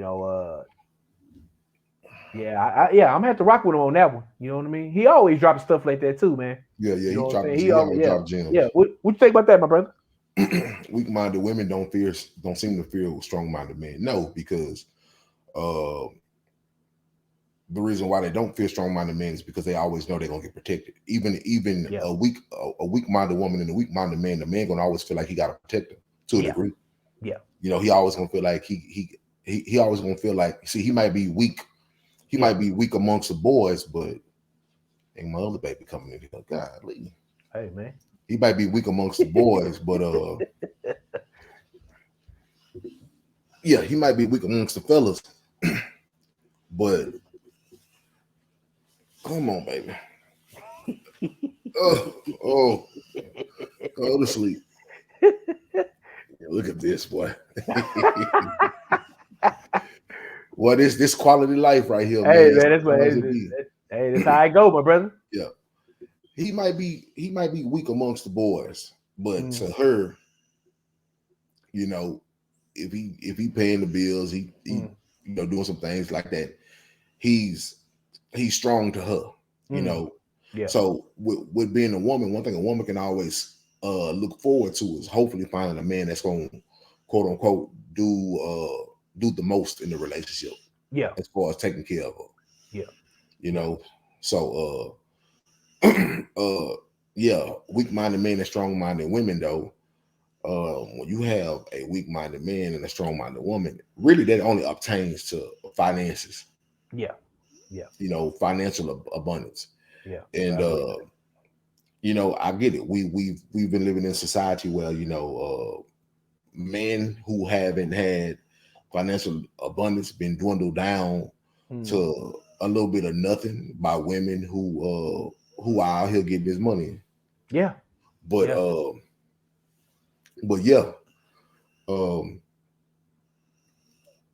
I think you just I think people just got to sit back and have honest conversations with people, because like one thing I do know is that the eyes don't lie, and sometimes when you have two people and they dressed up, or they coming from their prospective place of work or whatever, or they out for the gear to go out on the town or whatever like that, and this woman sees this man, and this man see this woman, and the woman looking good to him, but at the end of the day, he looking at her like, okay, like she got something going for herself, and she looking at him, and she like, you know, he a nice looking brother, he look good. You know what I'm saying? At the end of the day, nobody knows who making what. You feel what I'm saying? That's true. Nobody knows that he's making $45,000 a year, and he don't know that she's making $200,000 a year. But I guess I let you know one thing. At that moment, before y'all start finding out the details of each other's life, y'all was attracted to each other. Yep. So if people can have honest conversations, and people could put all the propaganda of a relationship to the side, you know, because I find it oddly strange that a woman who's making a lot more money than a man will be like, all of a sudden, he look good, oh, he sold is fine, and then all of a sudden it's like, well, what you do for a living? Oh, you know, I just work for, I'm a manager at Walmart. Oh, a manager at Walmart, you can get out of my face. Yeah, like, energy switch quick, bro. You know, like, all of a sudden, oh, I ain't attracted to you no more. You don't look good no more or nothing because you work at Walmart. Yeah, I'm like, damn, bro, I still look the same. I still look the same. You see what I'm saying? So I think if people get that pettiness and that childishness out of their mind, you know, but man, we like I say, we live in a world where feelings and emotions run the place. That's true. And you know, sometimes that stuff brings the pettiness. That's true. You know, it brings the pettiness out of most people. You know, like you say, feelings and emotions are, you know, that's one of the things that makes us human. You know what I'm saying? Like, you know, that's how it's always, like you said, it's always gonna be like that. Unless machines run the world or something like that, which I ain't trying to do that. You know what I'm saying? Right. Yeah. So here it goes. Says Simone Biles has withdrawn from the women's individual all around final to focus on her mental health. Yeah. You know, you gotta do what you gotta do, man. You know? Yeah, man. I'm melatonin weed or nothing. Can't sleep again. Guess I'll text myself good morning, beautiful, and smack my own ass. Oh man. Don't do that. There's somebody out there to do it for you, girl. Oh, trust me. That's the thing. You don't want to let the wrong people start putting things on you though. Yeah, it's true. I'm gonna pass on tantrum. Oh. Let me see what we got. Let's keep strolling this TL.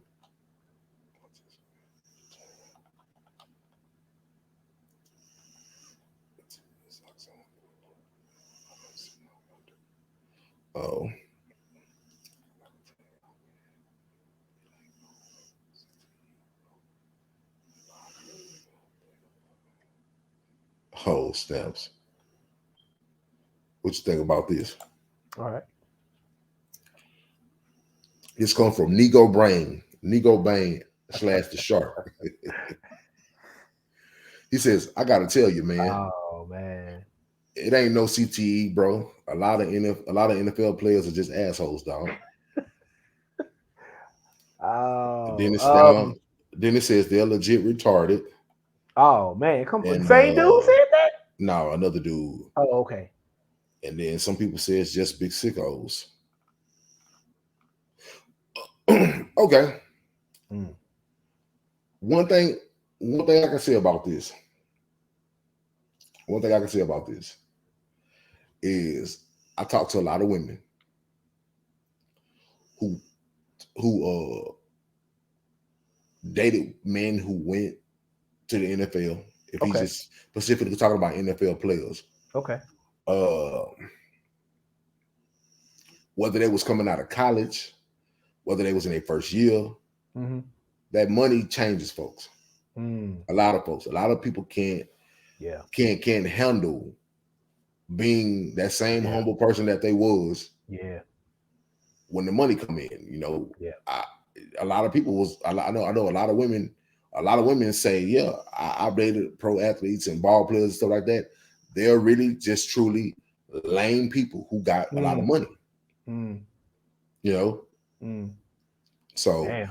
I've actually heard. Now I'm not knocking. I heard it was some pretty cool people, but then I heard there was a lot of, possessive, controlling, think that they better than everybody because they in this prominent league that, like I said, it's only 32 teams, only so many people get in.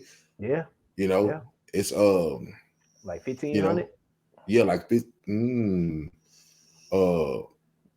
Is it 1,500? 53-man roster? Yeah, I think probably about 1,500, huh? Yeah. That's not a lot of people. You know what I'm saying? So a lot of women say, they be asshole and they be entitled. Yeah. They think the world revolves around them. Yeah. But if you think about it, like you said earlier, when you were an athlete on the level enough to make it to the NFL, you done been told the world revolves around you. If you think about it, Pee Wee, you was the best one in Pee Wee, you best one in high school. Yeah. You one of the best in college. You know what I'm saying? Like these are the best of the best. So, they think they shit don't stink. You know what I mean? Yeah. Because they've been told it don't for so many years. So you start believing that. You know what I mean? Yeah. Most of them, But so I could buy that, brother. Yeah. You know what I mean? But in reference to the tweet, come on, man. CTE do exist. You know what I'm saying? CTE come on, man. do exist. CTE that's do a real exist. deal. I think it's just I think I know this dude. He's really he really a sound-minded person. I think, like you said, he probably referring to someone that ain't been around that long, that really can't, maybe one of those young up and comers. Like, well, you got to think about it. Yeah. This is the thing about the CTE though. Think about it. They've been colliding hard since high school, since junior high. So the CTE could have already been there. That's true. Imagine how many practices they went through. Exactly. Like you said, in junior high and high school. That's a great point. So I mean, it been around a while. Yeah. True. So but a lot of them are assholes though, man. That's true. So a lot of them are assholes on top of the CTE.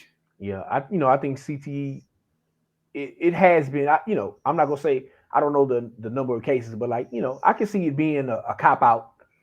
Try to not take accountability for being an asshole. That's possible.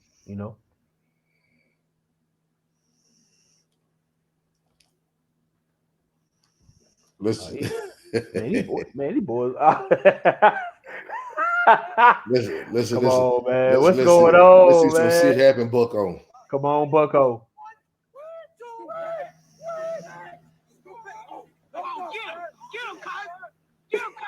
Come on, Bucko.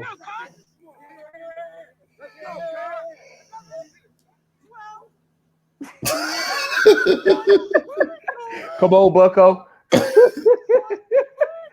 Oh, man. Come on, Bucko. Oh, man. Oh, man, let me get up out of this, man. Come on, man.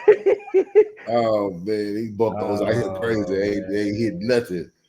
But nothing but air. Remember Cuban boys in the hood, man. We swinging at the air, bro. They double out, man. Come on, man. Oh, brother. Come on, man.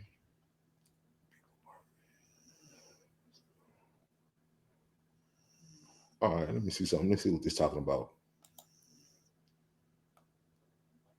Okay. Maybe something more. This page don't exist. They might have got her up out of here too. Yeah, man. Yeah, it's been quite a few people that I be seeing on timeline talking about Twitter done got him, bro. You know what I mean? All right, let's see what this is about. It says, prioritize your peace.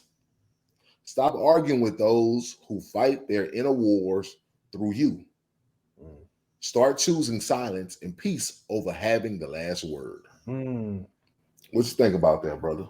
Man, Especially you the man, like you said, you big on peace, my brother. yeah, I rock with that fully, man. You know what I mean? Of course, no, I ain't perfect. Of course you get in conversations where you want to prove you right and all of that. But like, majority of the times, I'm not trying to go back and forth and argue with people. You know what I Yeah, mean? Because like a lot of times, like you said, it end up in situations like we were just watching. You know what I'm saying? Where it escalates to violence. And yeah, yeah, people want to fight or whatever, but then it can escalate further than that. yeah, Boys want to pull out guns and shit. So it's like, over just a disagreement or whatever. Things that can be talked out rationally. yeah, If we not, because like,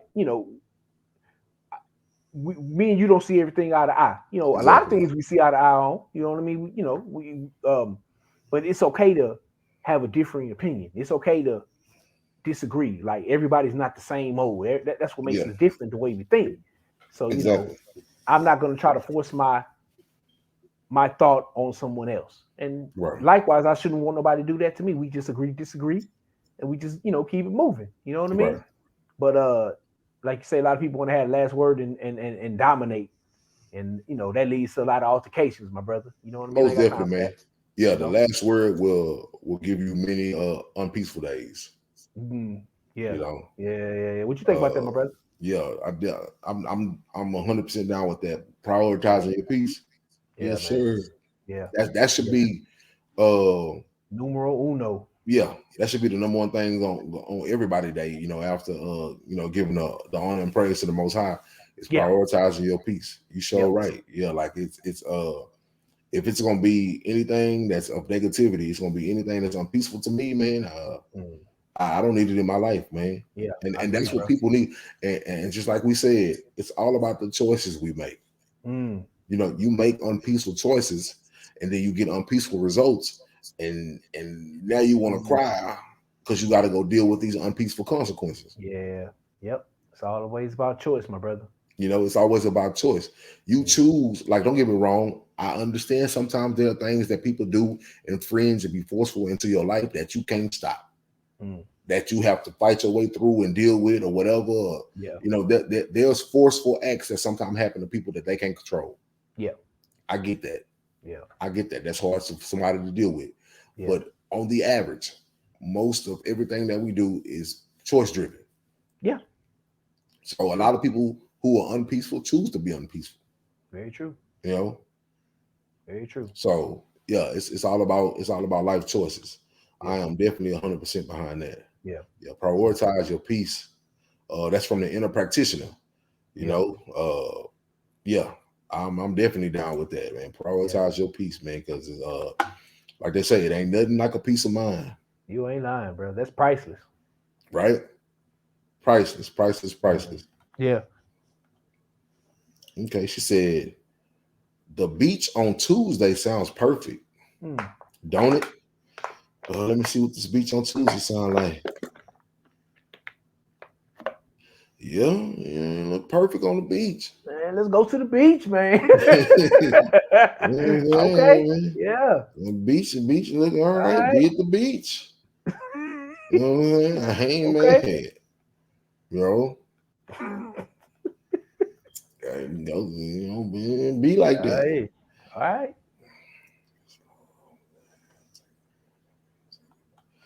Let's see what this sister didn't do.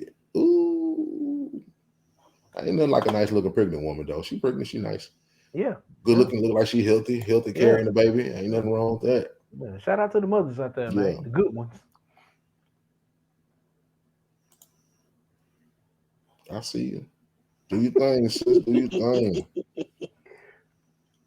All right. And let me see what I can oh man. Boy, Twitter be out of there, man. Yeah, Twitter has some things, man. Starting out to Ooh here. wee. Come on, man.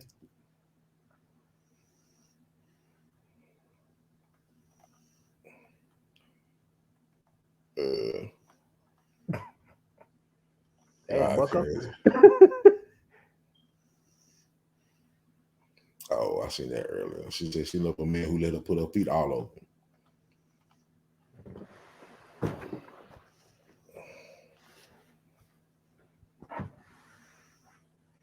Trust is the key to making so many things work.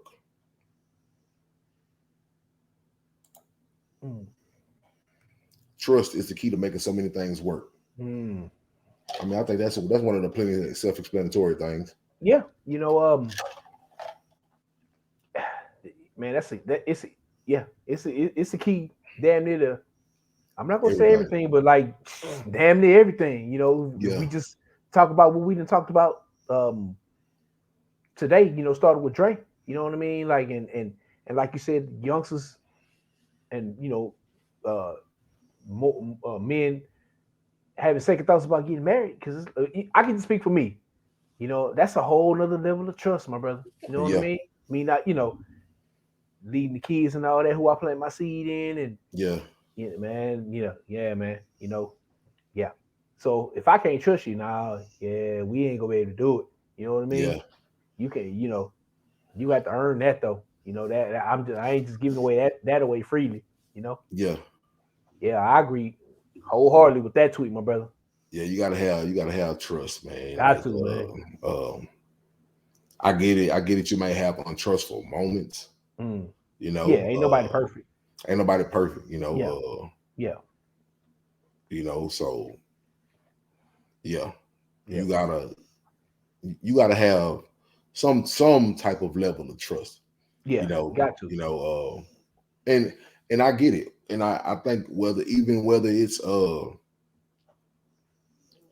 even at the point to where you telling someone, I trust you. I trust you just for being who you gonna be. I trust you for making whatever decision you gonna make. You know, and I used to be big on that. You know, I used to tell my wife, you know, like, hey, I used to tell my wife, like, before we got married, I used to tell her all the time. She'd be like, you trust me, and I'd be like, look, I trust you to do whatever you gonna do whenever you get to that situation. You know what I'm saying? Because at the end of the day, you know, you could tell a person, man, you know, I always hope you're gonna make the right decision by me. But what makes you think you're gonna always put me before you? Yeah. You know, people gonna be selfish, man. Yeah. Not self. I don't want to call nobody selfish, but people gonna wanna get they I guess so-called needs met or intrigues met. Yeah. You know, or whatever. People gonna want that. You know what I'm saying? So it's a part of the game, and that's a part of the what they call it. That's the part of the not the sacrifice. That's a part of the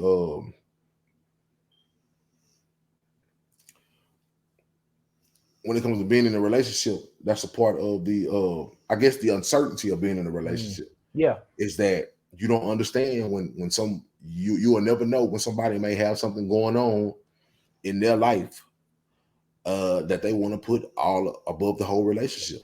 It don't mean that they don't love you, but they just want to put something above the relationship at this moment. Yeah, that's true. You know, that's true. So it's just one of them things that you gotta, you know, kind of hold up and just think, yeah, fancy, Gabrielle, yeah. Okay, I see you. All right, fancy.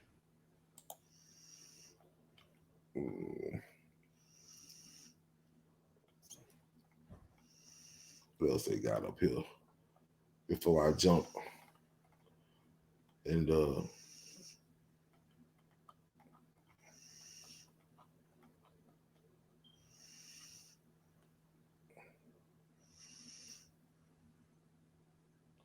I ain't never did all that.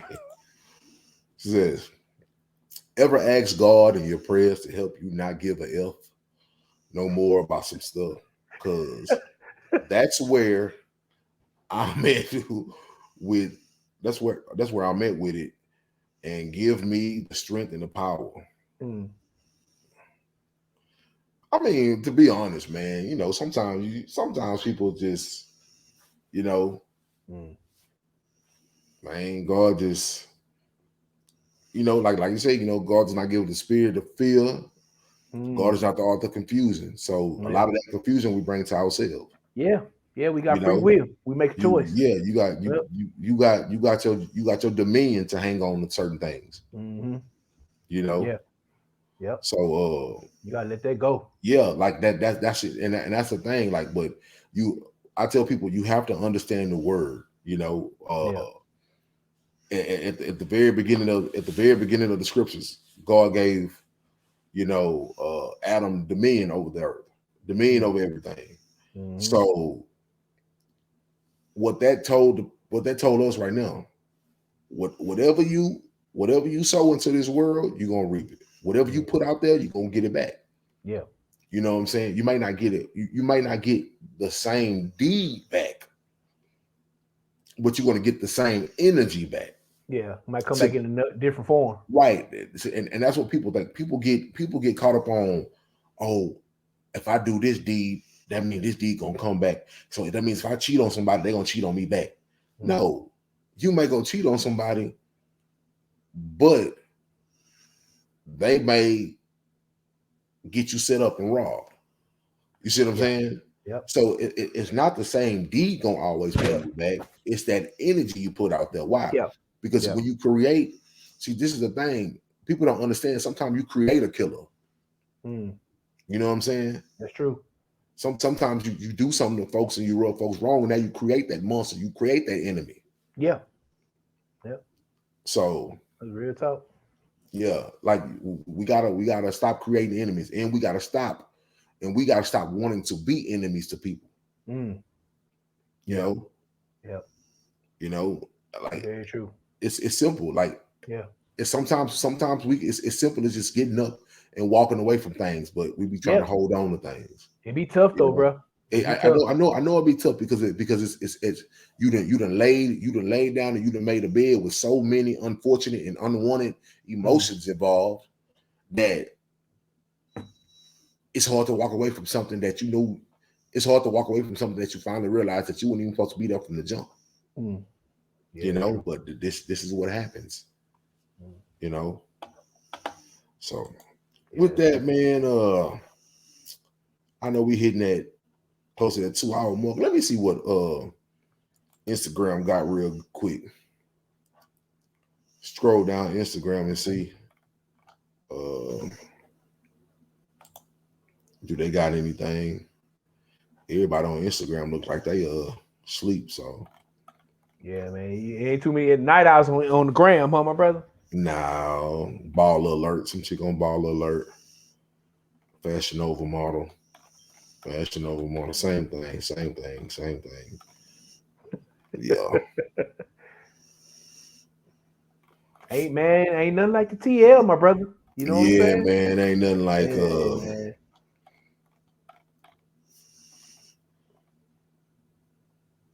Oh yeah.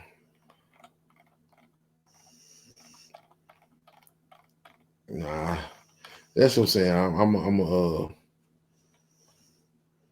tap with the Brown. Oh, that was from her Twitter page. When you've been so conditioned to defend yourself, it's hard to know when someone is simply trying to love you. Today, I want you to know you deserve to be loved. Yeah. Everybody deserves to be loved, and I get it, man. We live in a world where we want to tell, not necessarily we, but you can see this. No, I can't see it. Okay. Oh, so you can't even see the Instagram page at all? Oh, okay. So we're still on Twitter page. Let me. I can see Twitter. Yeah. Okay, so let me get to Twitter. Stop share. And let me hit it.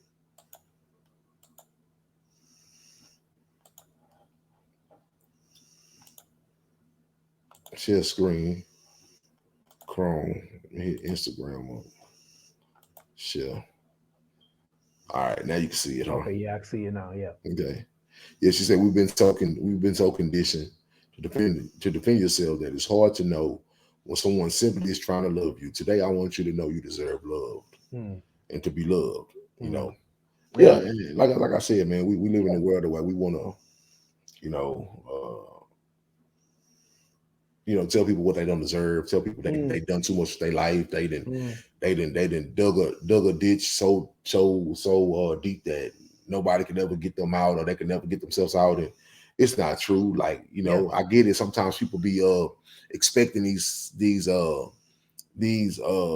expectations from where they're at. Now you gotta work your way up. You know, you gotta kind of take what comes to you, but you know, yeah. And then people gotta understand what love is. Yeah. You know, love ain't always I guess people have an ideology of love, and sometimes when an ideal and a vision of love, and sometimes when that vision, it's kind of like Jesus rode into town on a donkey. Yeah. And people was looking for a king. People was looking for big chariots, big horses, big parades. Yeah. And the king right up on him on a busted up donkey. Yeah. So you looking for royalty to be wrapped up in this big package. And you know, royalty right in front of you. You know, exactly. Everybody thought King David was gonna be this big, tall, strong man. No. And he was a little young buck getting dirty out in the back. Yeah. Yeah, he was. You know? Yep. So I mean, everybody is wrapped up in these packages. And sometimes the package is sometimes you're looking for the wrong, wrong thing, you know. Yeah. Yep. Yeah, man. I ain't really see, Instagram ain't really just cooking it. Charlamagne said, consciousness is the new sexy. Inner peace is the new success. Kindness is the new beautiful. Yeah. Yeah, people can take it a certain way, man. Certain people, it depends on who you are, what circle you run with. Yeah, that's true. Yeah. I don't know. Let me stop sharing on Instagram. Instagram ain't about nothing, man. Yeah, man. So I'm gonna close my Instagram down. Facebook. Let me see what Facebook got going on. If it got anything going on.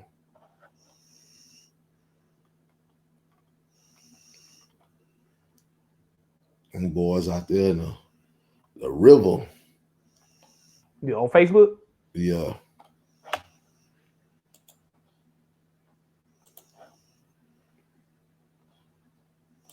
I forgot I gotta keep screen sharing and stuff.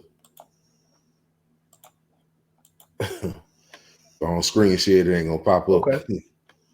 All right, now you can see it, huh? Yeah, oh yeah. Them boys down in the river. Hope they don't come across no river monsters. You ain't lying. That's a big old can too, boy. Float down something, boy. Mess around, hit a big fish. Nah. I'm trying to give Facebook some Facebook Live some. Yeah. But man, ain't nothing cooking, man. Ain't nothing cooking on. See, that's why I deal with Twitter, man, because Facebook don't really be cooking. Yeah, man. You know, Facebook don't really be cooking, man. You know, Twitter don't really Instagram don't really be cooking, man. It's a bunch of pictures, man. I don't like all these picture apps. Just pictures, man. I need some substance. Yeah. What you talking about? Exactly. Yeah, what we talking about, man. Yeah. Well, with that being said, let me stop sharing with this, man. I know what timeline I need to focus on. Yeah, you know it. With that being said, Roti, man, girl, what are you doing? She getting comfortable over there, my brother. She getting comfortable, man. Yeah, man. Yeah. With that being said, Roti, man, it's the end of the night, bro. We're gonna run this thing down, shut it down. I'm gonna be honest, man. I ain't got no Paul Cursion on top of my head right now. Yeah. So we're gonna come back. You know, the next time, man. This is good. In my opinion, this is good first live. First live down all three of the major platforms. You know what I mean? You know. So we gonna keep coming up with ways to innovate. You know what I mean? Change the game up. Change the game up. Yeah, man. Y'all stay tuned. Yeah, stay tuned. I wish Instagram and Facebook was a little bit more live, so y'all can see. But right now it was kind of just I don't want to say put together. It was just a freelance tonight. Yeah. So yeah. we're gonna get back Yeah. and we're gonna do some more things, and we're gonna get some more precise issues. Yeah. And yeah, and y'all just bear witness, Yeah. bear witness with us. And I just like to thank everybody for checking in. Once Man. again, Definitely. I'm trying to get my Twitter information back, trying to get my page back. Yeah. You Man, know, free my boy yeah, Messiah yeah, X5, man. free me over there on Twitter, man. Whoever, Yeah. free me. Y'all tripping. I gotta make a call or something. Let me. I gotta Yeah. do something. Come on, man. Free me over there. But maybe we're gonna try to hopefully get to a position where we can catch a Facebook live throughout the day. Yeah. Daytime hours. I know, like I said, man, there's so many. It's Tuesday night, man. I really wasn't expecting nobody to really be up. Yeah. So yeah. But with that being said, man, this is the QuaLITy Life podcast, man. This is episode 30 live from Facebook. In the AM hours. It is now 3:30 a.m. in the morning. These are night owl boys over here. That's how we do it, man. Yeah. With that, man, I'm a side boss. This is my partner, T. Yeah. And thank everybody for tuning in. Yeah. To the next time. To the next time and the place to be.